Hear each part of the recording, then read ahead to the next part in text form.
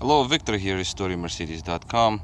This is going to be a little choppy video because it's late already and I have to get moving, but I just wanted to record this real quick because I don't know if I'm going to record it again. Alright, so here's the car, 2003 S600. So this is how high I got it up. I mean, how high?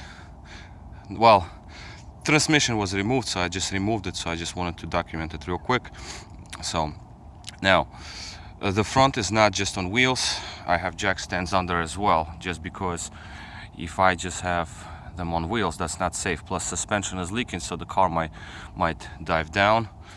It's about 20 inches height up front. Rear I didn't measure, but as you can see, suspension deflated in the back. These ramps are a little higher, so I just had it sitting just as this. But also in the center here, I put in a little jack under the differential, just in case it just completely deflates. Then you know, the jack is gonna kind of hold it, take the pressure. Now also, the car is just sits, as you can see, right as this. Now there is a problem doing the drive shaft, right?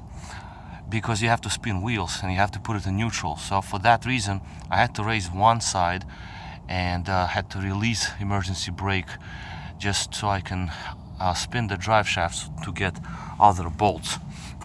That is sort of a thing. And then after it was all done, I put it back down and I put emergency brake on. The shifter is still, I didn't disconnect the battery though, because there.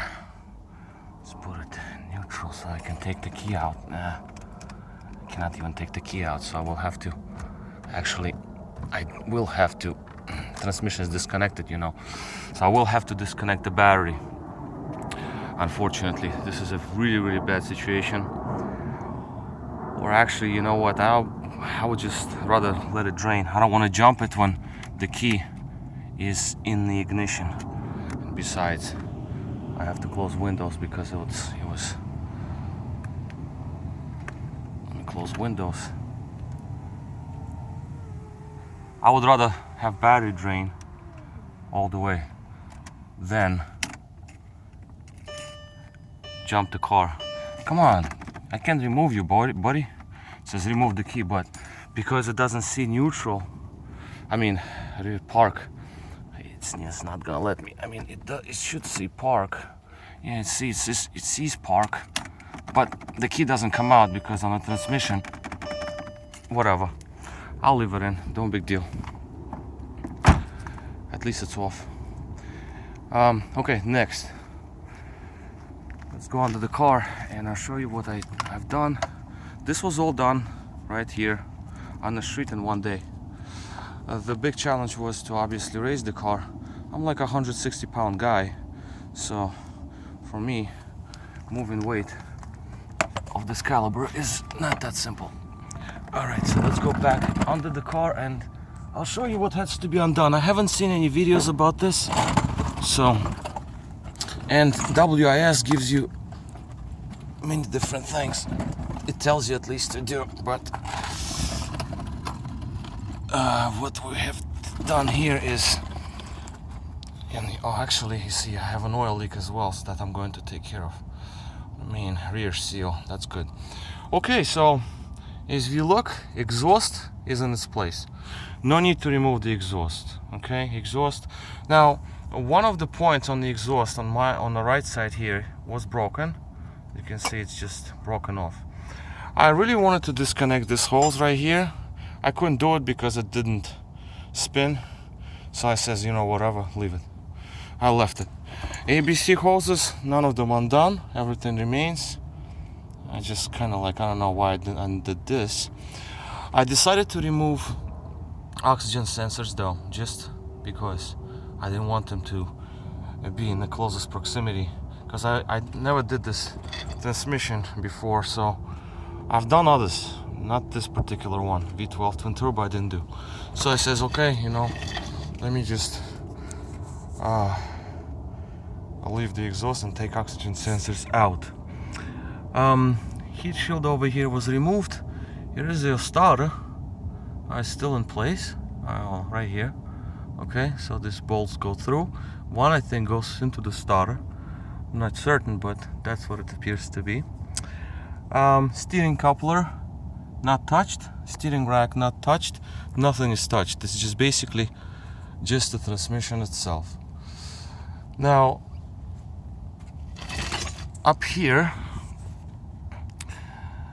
this is where a drive shaft is, right there. Nothing was touched. Shields are in place. The only thing what I did is I did disconnect the linkage, of course, and drive shaft and flex disc was removed, and I zip tied it to emergency brake line up there, just so they're out the way. Okay, and yeah, basically that's it. Well, I'll talk about this bracket in a minute. This is where your transmission rear support bracket sits. Again, this car was neglected and it's just left to die. I'm trying to fix it, and I will fix it at this point. So this is what it is. Exhaust is left in its place. Steering coupler is not touched. Just a drive shaft. Oh yeah, I did remove dipstick though. The dipstick, Mr. Dipstick, is right here.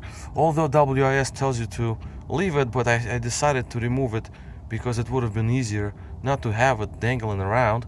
So I just pulled it up and it just fell right out. That's it. Well, I'm not gonna go with obvious things like, you know, connectors and this and that and covers and shields and whatnot. That is self-explanatory. No big deal, because my major concern was the exhaust. The bolts are so rusted, I don't want to touch it. I didn't want to touch the exhaust by any means necessary, and I didn't have to. Again, so here's my jacks, the tires. These are coolant. Oh yeah, coolant lines. Oh my god, these bastards really are bastards. Jesus Christ, they're just like so tight, and they're always in the way.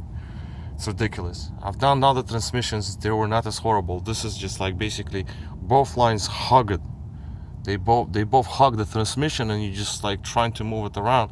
I don't know. I bent I bent basically both of them at this point, I'm sure. So I have to deal with it later. So that is that. I'm not gonna show the rear because of the light. It's just too bright. So let me just pull the light over. I'm gonna show you how I don't have transmission jack also. So I just did it without transmission jack. Because because I'm cheap bastard, it's just that I wanted to finish it today. So for that reason, I just used this jack right here, and I basically attached the rear cross member. This is the rear cross member for the transmission. This cross member just sits right here, holds the rear of the transmission. I removed the rear bracket here, and I drilled 2 holes in the plate. I don't know if you can see it. Let me just try to make a video with just the light from the phone. I don't know if it shows. Oops, no. Alright, so as you can see, this is the cross member. It just kind of fitted decently well. And those are 2 bolts. I just drilled straight through the plate just so it doesn't shift around. Okay? And I touched it through the existing openings inside the cross member, and it just came right out. No problems. No problems there. To remove the 2 upper bolts, these are transmission bolts right here. To remove 2 upper ones, I just make a very like an extension, like longer than this actually. I make just a crazy long extension, 1/2 mile long, and I just reach it. I just put it on top of the transmission, reach the bolts and take them off. Yeah. So these are some parts. This one has to do. You have to mark orientation the way it was removed. I have a little arrow over here that I scraped on it, so I know this is the front. Okay, because if you don't, then it's gonna be a problem. It's gonna rip. Well, it might rip if you put it upside down, because the forces they were like always in one direction. So you want to keep it like that. And this is in good condition. I'll leave it. It's 85,000 miles, so it's not too bad. What we have here? This covers some little things, and like oxygen sensor and stuff. I mean, yeah, I'm doing. Oh yeah, I had to use the chisel to separate a flex disc from transmission yoke and not flywheel, Jesus, the drive shaft in the back. I got the drain pan, but I didn't use it. Nothing really drained. Just a little bit of cool transmission fluid came out from coolant lines. The rest of the fluid, I used the extraction pump and I pumped it out from the top, from above. This wheel, I made these two chucks just in case, because again, I had to put it in neutral and release parking brakes. So just in case, just a little bit of extra support so the car won't roll backwards. Okay, so I just did that in case. Actually, car didn't shift, so that's a good thing. This is just in case jacks give up, at least the car will dip, but it's not gonna fall all the way on me. I mean, I'm very careful about this stuff. I mean, I'm really paranoid working under the car on just little jack stands like that. I don't like that at all. When I had a shop, I was very skeptical about lifts, and the same thing here. This is even worse. And yeah, let's see. Again, this is like a informational video for the most part. Just want to show you the height. That was just enough to do this. So as you can see, it's about 20 inches. Yeah, like around 20 inches. And that's about, it's just cleared it. Once I dropped it on the jack, I just pushed the jack and rolled it forward. It cleared it just enough. So 20 inches is good. Comfort wise, yeah, it's decently okay, because I've done it in lower setting before and it's very terrible. So 20 inches is good. I did it on just single jack stands like these, and that was terrible. I've done it before, but I was younger. And yeah, I guess I covered it all. You need like a couple of wrenches, 3 wrenches, and a screwdriver and blaster. That's it. Now in reality, you need a couple of things. I mean, you need weird kind of things. You need like T60. I don't know even how I came up to have it. This is like T60. I never used it. It's the first time I'm using it, T60, because I don't do these jobs. This is my car, project car, so I'll do it. T60 for the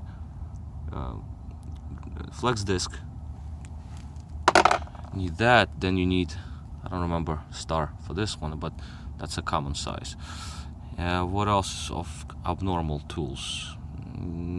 T55. I think I used it for, no, T55 you don't even need. T10, you need T10, that's for sure, and T14, that's it. Not even T14. Where's my 14? It's just like tools that you need for sure. It's like if you start doing this and you don't have stars, then you're gonna end up going to the store and buying them. I don't know, where is that T14? No, I don't know. Oh, it's on the wrench. Oh yeah, another thing is, it's not a review, it's not like a promotion by any means, but I have to say, this is the best thing ever. Kid you not. This thing, M12, Milwaukee, unbelievable machine. I just like seriously love it. I've used a lot of different tools. This is the older model, I think, 2457. It's amazing. It works awesome, and it holds the battery throughout the whole day. Here's the socket that you would need for sure. E10, E14. E10 you need for smaller bolts, E14 you need for transmission bolts for sure. Okay, so those you would need. Then you got 17 millimeter, 19 millimeter, 10 millimeter, 13 millimeter. This is like, just, you know, you would need that. That's some extra bolts. I just dropped everything in one bin. I'll figure this out later. And I also used impact electric impact gone. Another thing, let me show you. So that's something that I really like, and it was relatively cheap, so that was pretty good. My neighbors are next to me, so I'll be talking around, but let me show you that impact. So here's the impact Ryobi. Yeah, this thing is also pretty good. Not awesome, but it's pretty good. 18 volts, does pretty much everything except for rusted wheel logs. I mean, yeah, that doesn't work. You might get away without the chisel, but it is very helpful to have. Okay, so I think that's going to be all, and yeah, so that is where we are. So transmission is transmission is removed. I'm gonna take it apart and see what's up. Okay, let's see what's up. But I know friction materials all over, so clutch packs are bad. And obviously the output, the engine rear seal. So we should close this. Oh yeah, and the star is missing. Without the star, it's not a Mercedes. It's the way I see it. All right, so this is all. This is Victor at historiamercedes.com. Thank you for watching.